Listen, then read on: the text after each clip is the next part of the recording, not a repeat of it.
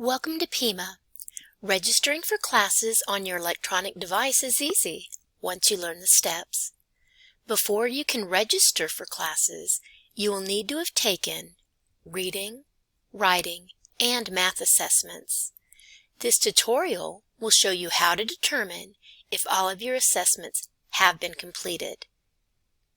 Here are the steps to check your assessment scores and the classes you placed into. This information is located in your MyPima account under the Students tab. You will select Academics from the drop-down menu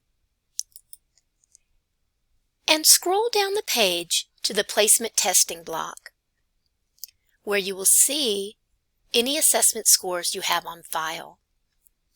If you've not taken your assessments because you graduated from high school or completed your GED in the last 3 years, please stop by any campus with your GED or high school transcripts so that an advisor can recommend placement based on multiple measures.